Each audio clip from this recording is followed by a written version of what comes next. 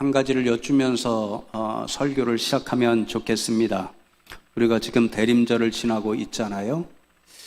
주님 다시 오실 것을 간절히 기다리고 있는데 우리 주님께서, 예수님께서 다시 오시면 여러분은 그 주님께 무엇을 예물로 드리시겠습니까?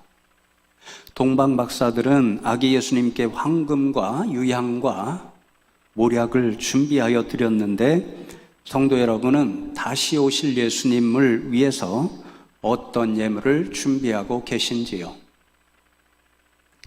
우리는 분명히 압니다. 예수님께서 우리에게 원하는 것이 황금도 아니고 다이아몬드도 아니고 많은 돈도 아니고, 성경 말씀을 보면 우리에게 요구하시는 딱 한 가지, 기뻐하시는 재물이 있습니다. 믿음이죠.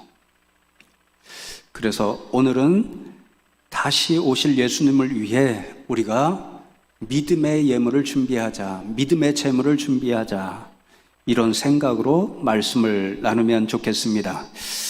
그것을 위해서 오늘 본문 전에 기록된 두 사람의 이야기를 좀 비교하면 좋겠는데요. 한 사람은 천사로부터 세례자 요한의 탄생 예고를 듣고 있는 그 아버지 사가랴이고, 다른 한 사람은 역시 천사로부터 예수님 탄생 예고를 듣고 있는 육신의 어머니 마리아입니다. 탄생 예고라는 동일한 말씀을 듣고 있는데 두 사람의 반응은 완전히 다릅니다.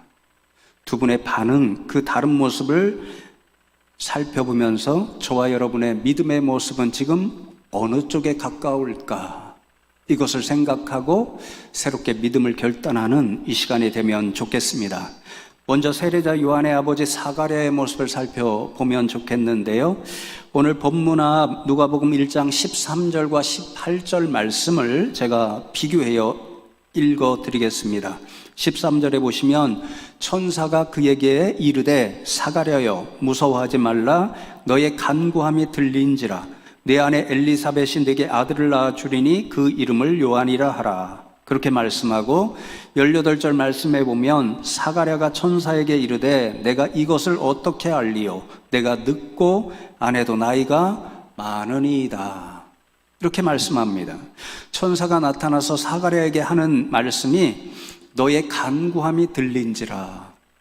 원어를 찾아보니까요, 이 간구함은 그냥 기도가 아니고 뭔가 은혜가 간절히 사모되어서 간절하게 외쳐 부르짖는 기도, 이것이 간구함입니다. 그러니까 지금 사가랴는 굉장히 은혜를 사모하면서 간절하게 하나님 앞에 기도해 왔다는 것을 알 수 있습니다. 어떤 은혜를 사모하면서 기도했을까요? 7절 말씀에 보면 사가랴의 아내 엘리사벳이 잉태를 못함으로 그들에게 자식이 없고 두 사람의 나이가 많더라, 그렇게 말씀합니다. 사가랴에게는 가장 괴로운 일이 있었습니다. 부부에게 자식이 없었다는 것이죠. 당시에 자식이 없다는 것은 하나님으로부터 저주를 받았다, 이렇게 여겨졌고 사람들이 수근수근 거리는 일이었기 때문에 사가랴 부부에게 자식이 없었다는 것은 견디기 어려운 큰 고통이었고, 나이가 많았다, 이 말씀을 보아서는 그 고통의 시간이 상당히 길었다는 것을 알 수 있습니다. 그 고통으로 인해서 사가랴는 하나님의 은혜를 사모하면서 간절히, 아마도 매일 매 시간마다 하나님, 저희 부부의 고통을 좀 돌아봐 주십시오, 저희에게 자녀를 허락해 주십시오, 그렇게 기도해 왔습니다.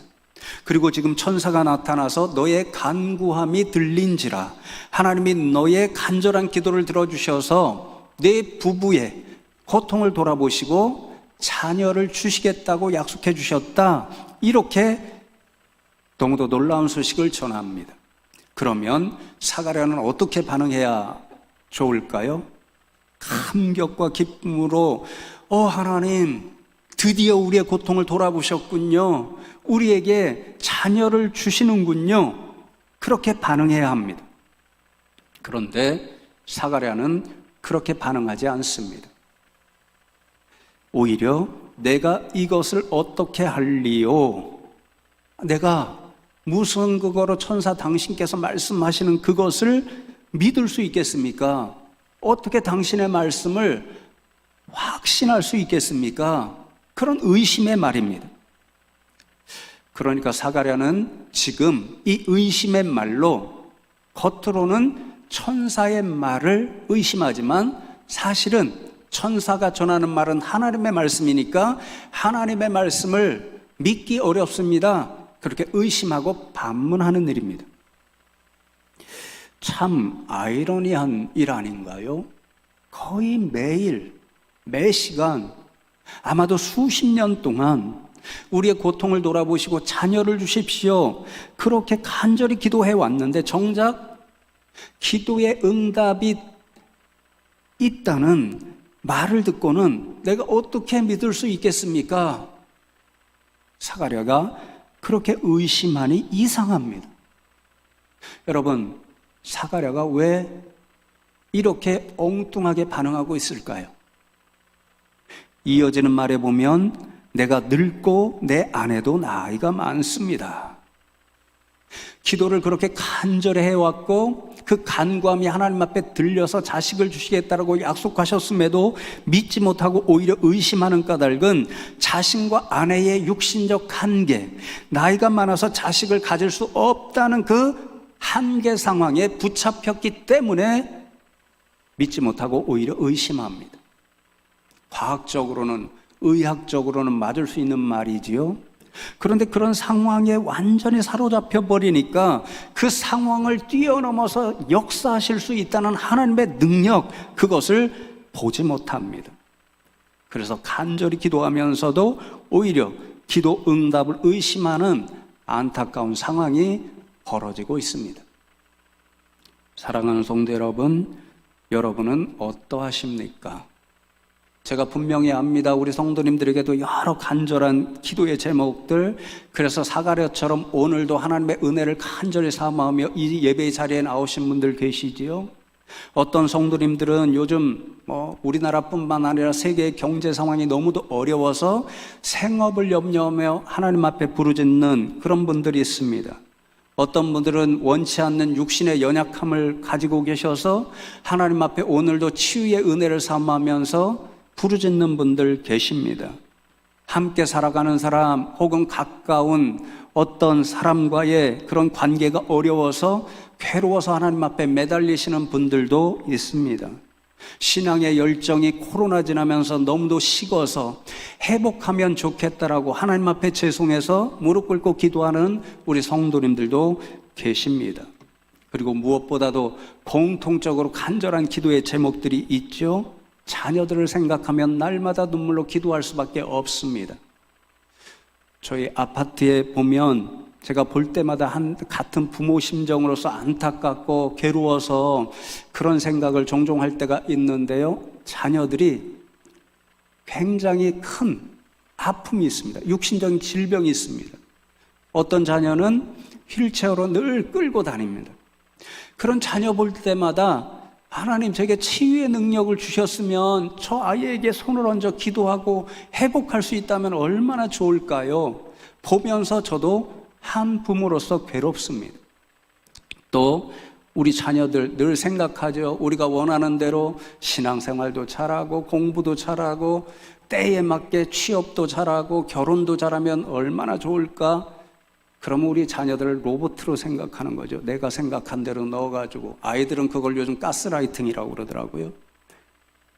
우리 아이들이 그런데 자기들 생각이 있으니까 때로는 신앙생활에서 방황하고 때로는 속을 썩이는 것 같고, 그러니 그 자식에게 뭐라고 할 수는 없고 하늘 향해서 간절히 눈물로 기도할 수밖에 없잖아요. 주중에 또 수능 시험 결과가 나왔잖아요. 저도 그냥 자녀 걱정하면서 하나님 앞에 기도할 수밖에 없습니다. 그런데 성도 여러분, 여러분은 그렇게 기도하시면서 얼마나 믿음을 갖고 기도하고 계신가요? 하나님은 우리의 기도를 들어주실 능력이 있다고 믿고 기도하고 계신가요?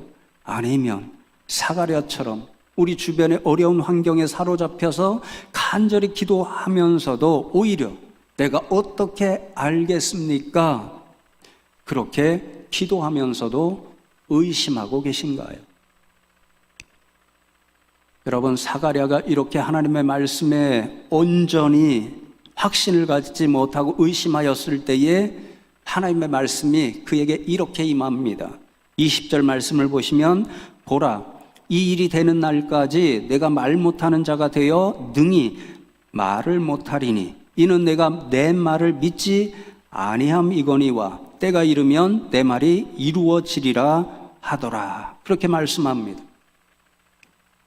하나님께서 내 말을 믿지 아니하였으니 내가 말한 대로 그 일이 이루어지기까지 내가 말 못하는 사람이 될 것이다.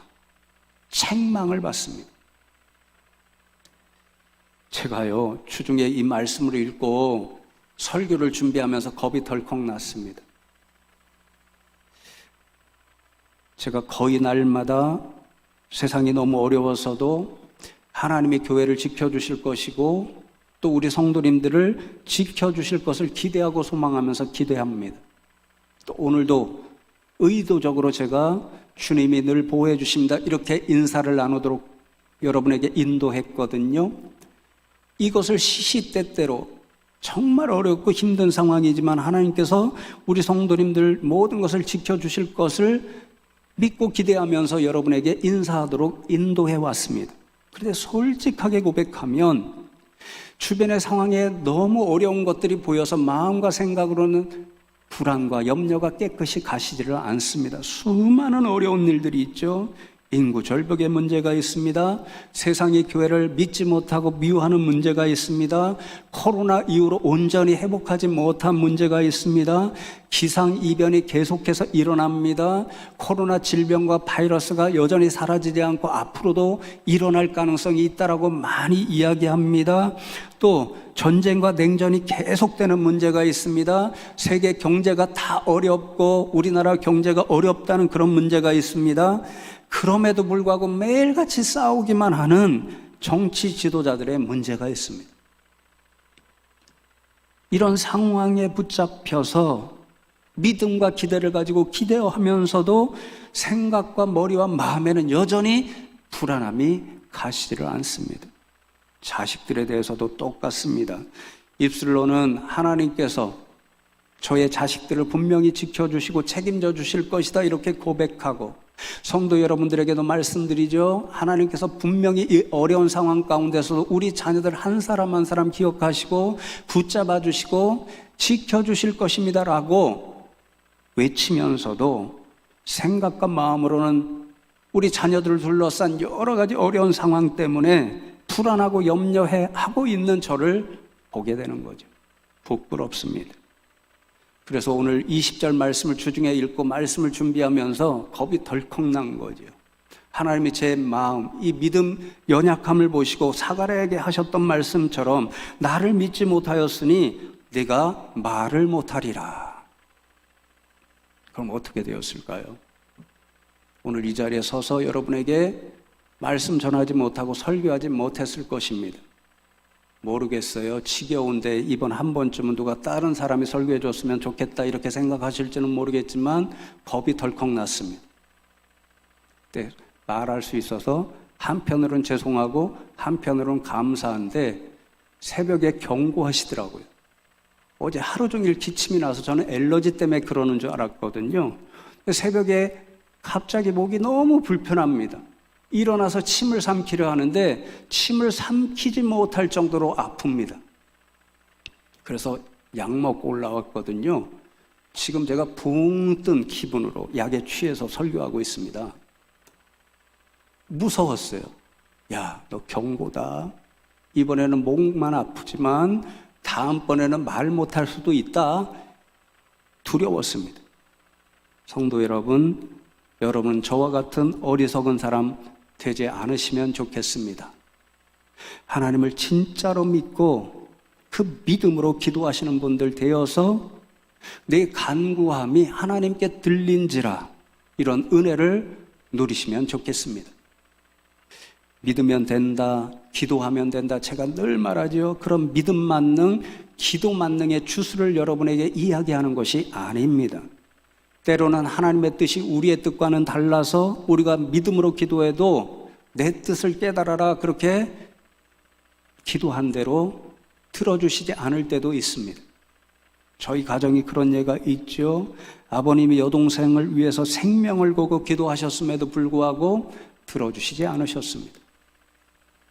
그러나 제가 오늘 말씀을 통해서 여러분에게 드리고자 하는 것은 그럴지라도 우리가 하나님 앞에 다시 오실 예수님 앞에 정말 준비해서 들고 나가야 할 유일한 재물이 있다면 하나님도 예수님도 우리가 들고 나가는 그 재물을 보시고 기뻐하시는 유일한 그것이 있다면 그것은 믿음이라는 것을 기억하시면 좋겠습니다.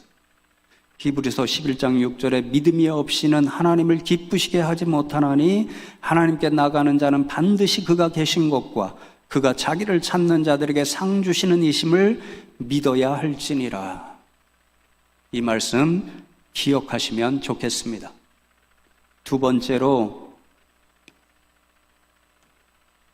예수님의 육신의 어머니 마리아의 모습을 살펴보면 좋겠습니다.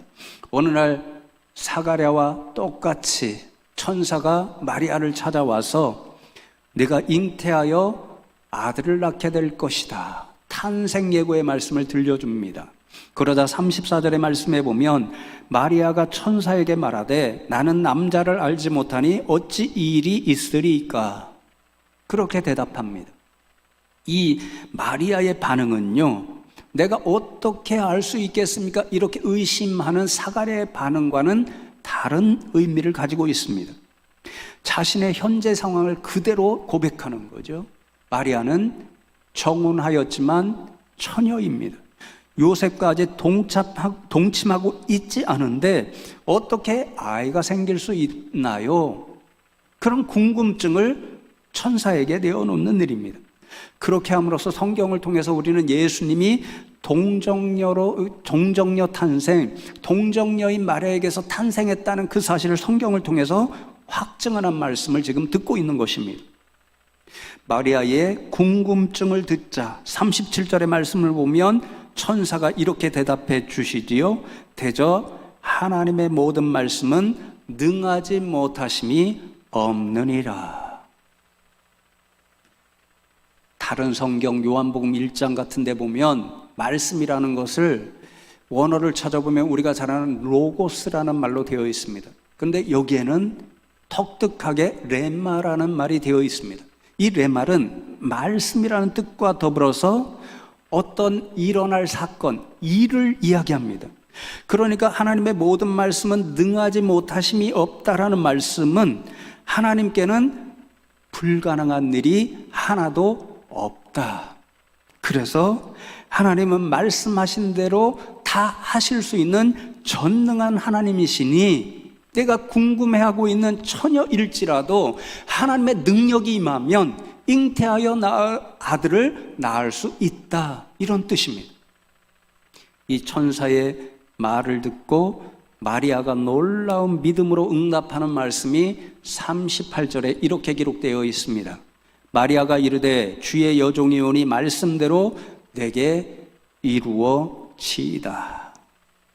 이 대답에는요, 사가랴와 비교했을 때 크게 비교되는 마리아의 놀라운 믿음이 두 가지 나타납니다. 첫 번째, 사가랴는 하나님의 능력을 믿지 못했습니다.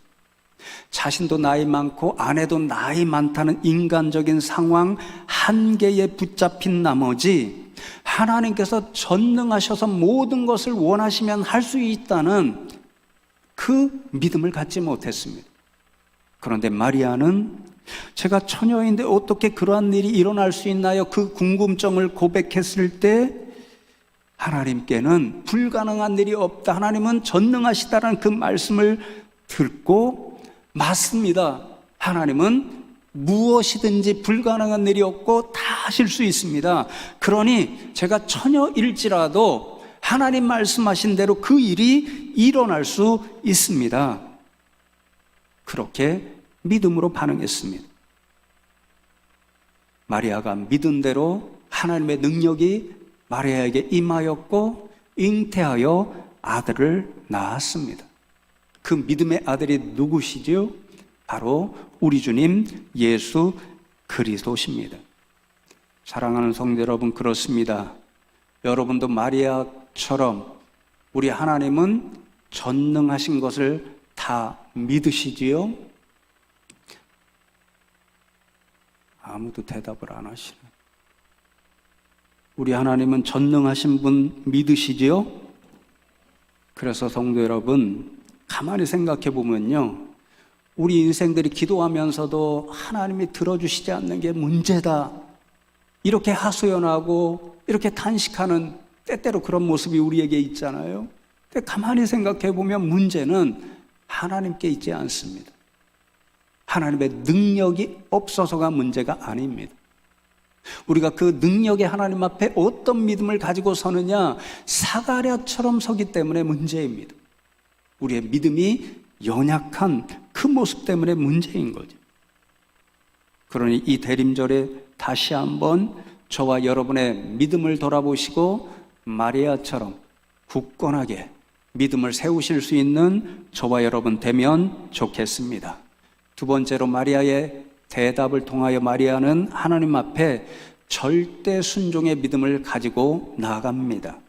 천사의 말에 마리아가 첫 소리로 반응하는 것, 응답하는 게 무엇이지요? 주의 여종이오니, 그렇게 말씀합니다. 마리아는 하나님 앞에 자신을 가리켜 여종, 우리가 잘 아는 둘로스, 노예라는 말의 여성형입니다. 그리고는 하나님을 주, 퀴리오스, 주인이라는 말입니다.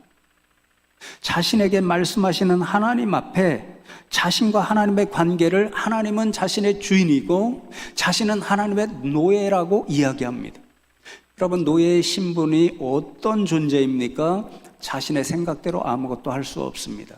자신이 원하는 대로 할 수 없습니다. 주인이 원하는 대로, 주인이 시키는 대로, 주인이 말하는 대로 100% 그대로 듣고 순종해야 합니다. 마리아가 지금 그 믿음을 고백합니다. 하나님은 자신의 주인이시고 자신은 하나님의 노예니까 말씀대로 내게 이루어지이다, 하나님 말씀하신 대로 그대로 순종하겠습니다, 이런 믿음으로 나아갑니다. 여러분, 이 믿음의 응답이 얼마나 놀라운 것인지 마리아가 처한 지금 상황을 생각해 보면 금방 깨달을 수 있습니다.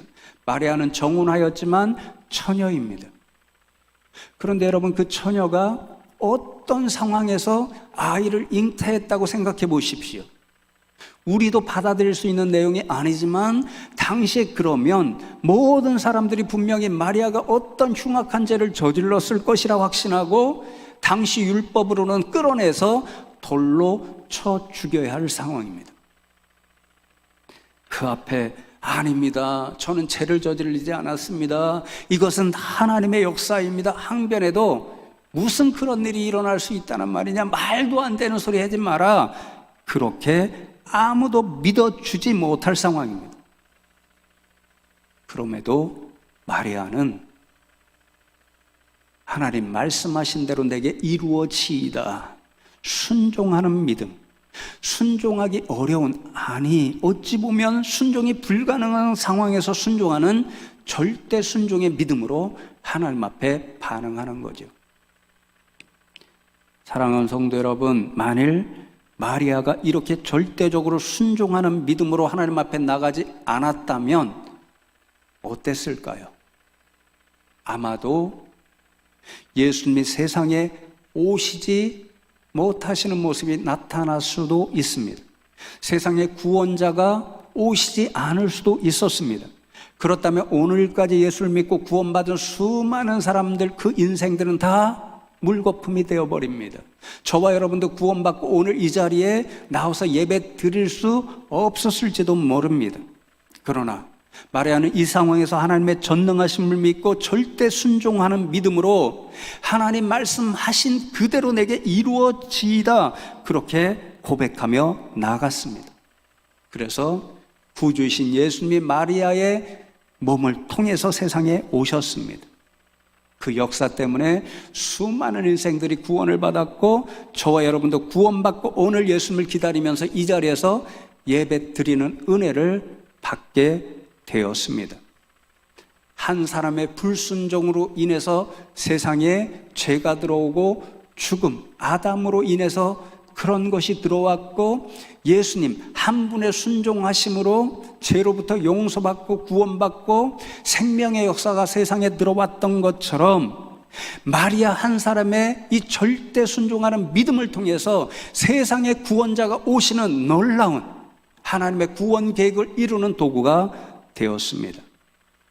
그러니 오늘 결론이죠. 1장 45절 세례자 요한의 어머니 엘리사벳이 믿음으로 하나님 앞에 반응한 마리아를 축복하는 말씀이 이렇습니다.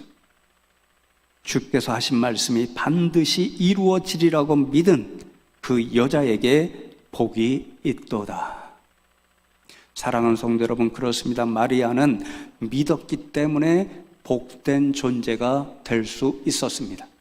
믿었기 때문에 예수님의 육신의 어머니가 되는 복된 존재가 되었습니다. 믿었기 때문에 수많은 인생을 구원하는 구주를 낳은 복된 어머니가 될 수 있었습니다. 믿었기 때문에 하나님의 구원의 역사를 이루는데 사용된 복된 존재가 될 수 있었습니다. 믿었기 때문에 하나님 말씀하신 대로 내게 이루어지이다 모범적인 믿음의 고백을 하는 복된 존재가 되었습니다. 그래서 말씀을 준비하다 보니까요, 오늘도 가톨릭 수녀들이 이제 수녀가 되기로 결단하는 그 자리, 믿음의 고백을 뭐라고 하냐면요, 마리아와 똑같이 합니다. 주의 여종이오니 말씀대로 이루어지이다. 하나님 앞에 절대 순종하는 믿음의 딸로 살아가겠습니다. 오늘도 수많은 분들이 그렇게 고백하고 있는 거죠. 사랑하는 성도 여러분, 이 마리아의 믿음을 생각하면서 잠시 지금 주님 앞에 준비하고 있는 우리의 믿음의 모습을 돌아보면 좋겠습니다. 여러분은 지금 어떤 믿음을 주님 앞에 준비하고 있나요? 예수 믿으면 복 받는다는 믿음인가요? 예수 믿고 구원받으면 된다는 믿음, 천국행 열차만 타면 충분하다는 그런 믿음은 아니신가요? 아니면 마리아처럼 하나님 말씀하신 대로 내게 이루어지이다 절대 순종하는 믿음을 준비하고 계신가요? 여러분, 오늘 말씀을 통해서 우리는 분명히 압니다. 하나님의 역사가, 하나님께서 세상에 역사하시려는 모든 계획이 어떤 믿음을 통하여, 어떤 믿음을 가진 세상 사람을 통해서 역사가 나타나는지 분명히 보았습니다. 사가랴의 믿음이 아니지요. 마리아의 절대 순종하는 믿음이었습니다. 그 절대 순종하는 믿음의 사랑과 함께 하나님의 역사가 나고 하나님의 역사가 세상에 드러나니 그런 사람은 복이 있도다. 그렇게 말씀합니다. 말씀을 맺습니다. 주께서 하신 말씀이 반드시 이루어지리라고 믿은 그 사람에게 복이 있도다. 대림절 지나는 이 시기에 성도 여러분 모두가 바로 이런 복된 존재 되시기를 주님의 이름으로 축복합니다.